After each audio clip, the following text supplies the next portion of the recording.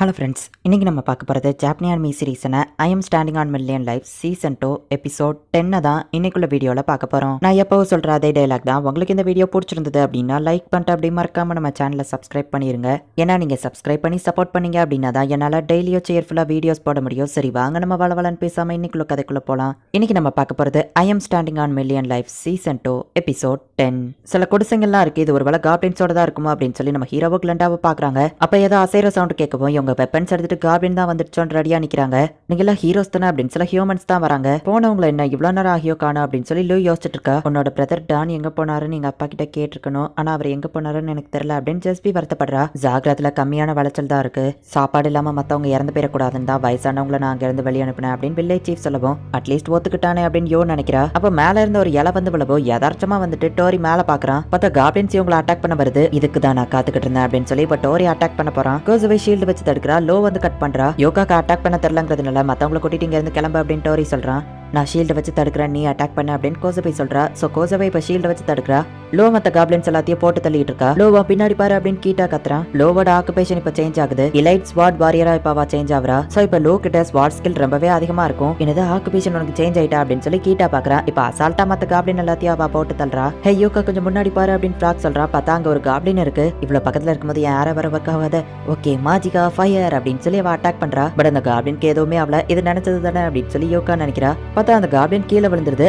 Work out ஆயிடுச்சா அப்படின்னு யோகா பார்த்தா கிளெண்டா வந்து காப்பாத்திருந்தா. நம்ம ஹீரோவை மீட் பண்ணதுல இருந்த ஒரு ஆள் வேற யாரும் இல்ல, நியூ ஈடனை தேடி போன ஃப்ராக்கோட பிரதர் தான். இப்ப ஃப்ராக்கும் அவன் பிரதர் டானும் ஒன்னு சேர்றாங்க. ஆமா இது யாரு அப்படின்னு டான் கேட்கவும் ஜெஸ்பி தன்னை இன்ட்ரடியூஸ் பண்ணிட்டு மத்த எல்லாரும் வில்லேஜ்ல இறந்து போயிட்டாங்க அப்படிங்கிற நியூஸையும் சொல்றா. அந்த வில்லேஜ் சீஃப் வந்துட்டு வயசானவங்க எல்லாத்தையும் அந்த வில்லேஜ்ல இருந்து துரத்தி விட்டுருப்பான். அவங்க எல்லாருமே இப்ப இவங்க கூட தான் இருக்கிறாங்க.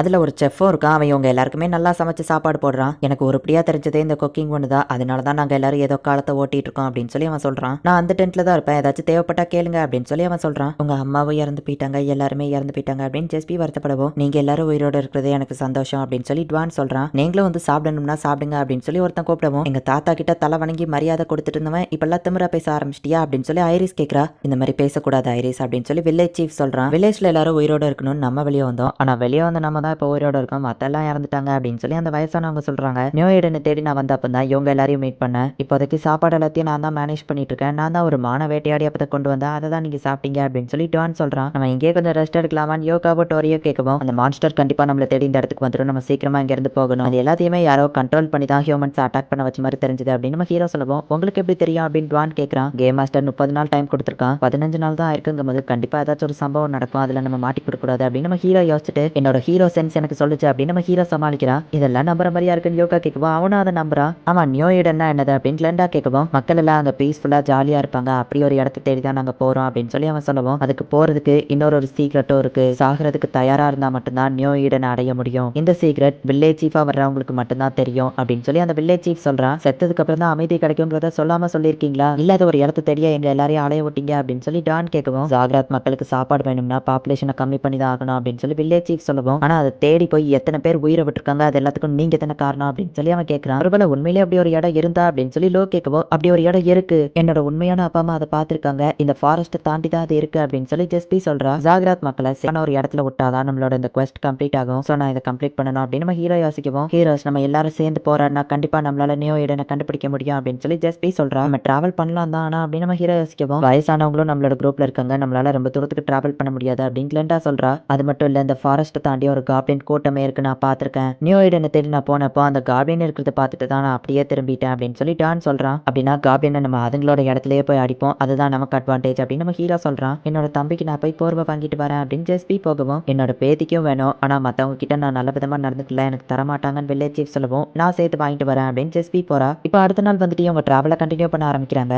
வயசானவங்களால ரொம்ப தூரத்துக்கு நடக்க முடியல, நேத்தை விட இன்னைக்கு இவங்க ரொம்ப அமைதியா வராங்கல்ல அப்படின்னு சொல்லி யோகா சொல்லவும் நேற்று நைட் அந்த மான்ஸ்டர்ஸோட சவுண்டு கேட்டதுலேருந்தே இவங்க எல்லாருக்குமே ரொம்ப பயம் வந்துடுச்சு, அதான் இவங்க அமைதியாக வந்துட்டு இருக்காங்க அப்படின்னு லோ சொல்றா. அந்த வயசானவங்கலாம் டயர்ட் ஆயிட்டாங்க, ஸோ இந்த இடத்துல ரெஸ்ட் எடுக்கலாம் அப்படின்னு அவங்க முடிவு பண்றாங்க. நம்ம ஹீரோஸோட குரூப் வந்துட்டு காபினா அதுங்களோட இடத்துலயே போய் அட்டாக் பண்ணலாம் அப்படின்னு சொல்லி முடிவு பண்றாங்க. யோகாவோ கோசபேவோ இந்த வில்லேஜர்ஸ் கூடயே இருக்கிறாங்க. கிரேட் ஹீரோ கீட்டா நீங்க போவாதீங்க அப்படின்னு சொல்லி ஐரிஸ் சொல்லவும் நான் போய் சில காப்ளின்ஸை கொண்டுட்டு ஸ்ட்ராங் ஆகி திரும்ப வரேன், நீ கவலைப்படாத அப்படின்னு சொல்லி டோரி கிளம்புறான். பரவாயில்ல குழந்தைங்க கிட்ட நீ நல்லா பழகுறிய அப்படின்னு சொல்லி லோ பேசிட்டு வந்துட்டு இருக்கும்போது கொஞ்சம் அமைதியா இருங்க அப்படின்னு டான் சொல்றான். காப்ளின்ஸ் எல்லாம் கூட்டம் மொத்தமா ஒரே இடத்துல இருக்க அண்ட் 2 செக்யூரிட்டி காப்ளின்ஸ் இருக்கு. டான் நீ இங்கே இரு, நாங்க இதை பாத்துக்கிட்டோம் அப்படின்னு சொல்லி நம்ம ஹீரோ டீம் போயிட்டு அந்த செக்யூரிட்டி மாதிரி இருக்கிற அந்த காப்ளினை போட்டு தள்ளுறாங்க. தூங்கிட்டு இருக்கிற மத்த காப்ளினா அப்படி தூங்கிட்டு இருக்கும் போதே கொன்ற வேண்டியதான் அப்படின்னு சொல்லி இப்போ இவங்க போயிட்டு அந்த குடிசைக்குள்ள பார்த்தா காப்ளின்ஸ் எதுவும் உள்ள இல்ல, வெளியே நின்று அட்டாக் பண்ணுது. நமக்கு ஒரு ஆப்ஷன் இல்ல, சண்டை போட்டுதான் ஆகணும் அப்படின்னு சொல்லி நம்ம ஹீரோ டீம் அது கூட சண்டை போடுறாங்க. கவலைப்படாத, ஏதாச்சும் காப்ளின் இங்க வந்தா நான் பாத்துக்கிட்டேன் அப்படின்னு கிளெண்டா சொல்றா. ஆமா, நீ இதுக்கு முன்னாடியே இந்த மாதிரி ஒன்னு சொன்னல கோஸ்பே, கவலைப்படாத, உனக்கு பதில் நான் சண்டை போடுறேன். ஏன்னா நான் நிறைய டெட் பாடிஸை பார்த்து பழகி போச்சு அப்படின்னு சொல்லி கிளெண்டா சொல்லியிருப்பா. ஓ, நிறைய டெட் பாடிஸ்ன்னு சொன்னேன் அதுவா? எங்க அப்பா ஒரு மிலிட்ரி மேன், கேன்சர் இருந்ததுனால அவர் ரிட்டையர் ஆகி வந்துட்டாரு. வார்ல அடிபட்டு இறந்து போய் நிறைய போட்டோஸ் எனக்கு காமிச்சிருக்காரு. நீங்க எல்லாம் உயிரோட இருக்கிறதுக்கு காரணமே நான் அங்க வார்ல சண்டை போட்டதுதான் அப்படின்னு எங்க அப்பா ரொம்ப ஓவரா பேசுவாரு. எனக்கு பொண்ணுங்க மேலதான் இன்ட்ரெஸ்ட் இருக்கு, ஸோ நான் கல்யாணம் பண்ண மாட்டேன்னு சொன்னப்ப எங்க அப்பா ரைஃபிளை தூக்கிட்டு என் முன்னாடி நின்னாரு. நான் வீட்டை விட்டு வெளியே வந்துட்டேன் அப்படின்னு கிளெண்டா அவளோட ஸ்டோரியை சொல்றா. ஜெஸ்பியும் ஐரிஸும் எந்திரிச்சு வராங்க. கைஸ், ஒரு பெரிய பிரச்சனை அப்படின்னு சொல்லி யோகா பதறிக்கிட்டே வரா. ஐரிஸ் அங்க இருக்கிறத பார்த்துட்டு இன்னும் ஷாக் ஆகுறா. அந்த வில்லேஜ் சீஃபை யாரோ கொண்டு ஆத்தங்கர பக்கமா போட்டு வச்சிருக்காங்க. கத்தியால தான் யாரோ குத்திருக்காங்க. கண்டிப்பா இது மான்ஸ்டர் இல்ல, ஹியூமன்ஸ் தான் இவரை கொண்டிருக்காங்க அப்படின்னு கிளெண்டா சொல்லவும் தாத்தா அப்படின்னு சொல்லி ஐரிஸ் ரொம்ப அழறா. இவங்களை கொண்டவங்களை நீங்க சும்மா விடக்கூடாது ஹீரோஸ் அப்படின்னு சொல்லி ஐரிஸ் சொல்றா. மனுஷங்க தான் கொண்டிருப்பாங்கன்னா நீங்க எங்களை சந்தேகப்படுறீங்களா அப்படின்னு சொல்லி அந்த வயசானவங்க கேட்கவும், ஆமா பின்ன உங்களுக்கு மட்டும்தான் அவர் மேல கோபம் உண்டு அப்படின்னு சொல்லி கிளெண்டா சொல்லவும், ஆமா எங்களுக்கு கோபம் இருந்துச்சு தான், ஆனா கத்தியால குத்துற லெவலுக்கு ஒன்றும் கோபம் இல்ல. ரெண்டாவது இப்போ அவரை கொண்டு நாங்க என்ன பண்ண போறோம் அப்படின்னு சொல்லி அந்த செஃப் கேட்கறான். ஆமா அதுவும் கரெக்ட் தான் அப்படிங்கிற மாதிரி மத்தவங்களும் அமைதியா இருக்காங்க. இப்போ அங்க இருந்த எல்லா காப்ளின்ஸையுமே நம்ம ஹீரோவோட டீம் கொண்டுட்டாங்க. சில காப்ளின் பயந்து தப்பிச்சு ஓடவோ போட்டு ஓடுங்க அப்படின்னு நம்ம ஹீரோ சொல்றான். என் தாத்தாவை கொண்டவங்களை நீங்க பழி வாங்கணும் அப்படின்னு ஐரிஸ் சொல்லவோ, கண்டிப்பா நான் பண்றேன் அப்படின்னு சொல்லி டோரி சொல்றான். யார் இதை பண்ணிருப்பா அப்படின்னு சொல்லி கிளெண்டா யோசிக்குவோம். அவளுக்கு ஒரு விஷயம் தோணுது. இந்த காப்ளினோட இடம் உண்மையிலேயே சூப்பரா இருக்கு. இங்க நான் ஆசைப்பட்டபடி காய்கறி எல்லாம் வெட்டி சூப்பரா சமைக்கலாம் அப்படின்னு அந்த செஃப் சொல்லவும், கத்திய வச்சு காய்கறியை மட்டும் வெட்டுங்க அப்படின்னு கிளெண்டா சொல்றான். நம்ம ஹீரோ லோ அண்ட் யோகாவை கூப்பிட்டு உங்களோட ஏதாச்சும் ஒரு மேஜிக்கை யூஸ் பண்ணுங்க அப்படின்னு சொல்றான். அவங்களும் சும்மா ஒரு மேஜிக்கை யூஸ் பண்றாங்க. எங்க எம்பியை காலி பண்ணலான்னு முடிவு பண்ணிட்டியா அப்படின்னு யோகா கேட்கவோ, செக் பண்ணி பாரு நம்ம ஹீரோ சொல்றான். அவங்களும் செக் பண்ணி பார்த்தா அந்த லெவலுக்கு காலியே ஆகலையே அப்படின்னு சொல்லி அவங்க ஆச்சரியப்படுதாங்க. ஜெஸ்பியை நம்ம ஃபர்ஸ்ட் மீட் பண்ண அந்த இடம் மாதிரியே தான் இதுவும் இருக்கு. மேஜிக் யூஸ் பண்ணாலும் கம்மியா தான் அது செலவாகுதுன்னு நம்ம ஹீரோ சொல்றான். ஜெஸ்பி ஃபர்ஸ்ட் இருந்த இடத்துக்கு கேப்டன் கேண்டில் வரான். நான் லேட்டா வந்துட்டேனா அப்படின்னு நம்ம யோசிக்கிறான். ஜாகிரத்ல நான் ஒரு ஃபிளையிங் மான்ஸ்டர் பார்த்தேன், அது மட்டும் இருந்தா நம்மளால ஃபாஸ்டா டிராவல் பண்ண முடியும் ஐரிஸ் சொல்லவும், இவ இப்படிதான் நிறைய போய் சொல்லுவா, கண்டுக்கிடாதீங்க அப்படின்னு ஃப்ராக் சொல்லவும், நான் உண்மைதான் சொல்றேன் அப்படின்னு ஐரிஸ் சொல்லவும், நான் உன்னை நம்புறேன் அப்படின்னு சொல்லி ஜெஸ்பி சொல்றா. ஃப்ராக் அவளை கிண்டல் பண்ணாத அப்படின்னு ஜெஸ்பி சொல்லவும், நான் கிண்டலே பண்ணலையே அப்படின்னு அவன் வருத்தப்படுறான். வில்லேஜ் சீஃபை கொண்டது செஃப் தான், ஏன்னா அவன் கிட்ட தான் கத்தி இருக்கு அப்படின்னு சொல்லி கிளெண்டா அவனை கட்டி போடுறா. அவர் கத்தி எடுத்து வேற யாராச்சும் கூட கொண்டிருக்கலாம்ல அப்படின்னு டான் கேட்கவும், கத்தியால குத்த வேண்டிய லெவலுக்கு கோவம் இல்லன்னு இவன் சொன்னான். வில்லேஜ் சீஃப் இறந்துட்டாருன்னு மட்டும் தான் நான் சொன்னேன், கத்தியால குத்துனது இவனுக்கு எப்படி தெரிஞ்சிருக்கும், இவன் தான் இதுக்கு காரணம் அப்படின்னு சொல்லி கிளெண்டா கன்ஃபார்ம் பண்றா. எங்க தாத்தாவை கொண்டு ஒன்னு சும்மா விட மாட்டேன் அப்படின்னு சொல்லி, ஏன் இப்படி பண்ண அப்படின்னு சொல்லி ஐரிஸ் போய் அவனை அடிக்கிறா. ஜெஸ்பி அவளை தடுத்து கூட்டிட்டு போறா. கொலை பண்ணதுனால இப்போதைக்கு அவனை தனியா ஒரு இடத்துல அடைச்சு வைப்போன்னு முடிவு பண்றாங்க. இப்போ எல்லாருமே தூங்கினதுக்கு அப்புறமா ஹீரோஸ் மட்டும் தனியா மீட்டிங் போடுறாங்க. நம்ம ஒன்னும் இந்த வேர்ல்டோட போலீஸ் கிடையாது, இவனுக்கு எதுவும் தண்டனை கொடுக்கறதுக்கு. நாளைக்கு இவரை இந்த இடத்துல விட்டுட்டு மத்த எல்லாரும் கிளம்புவோம் அப்படின்னு நம்ம ஹீரோவும் மத்தவங்களும் முடிவு பண்றாங்க.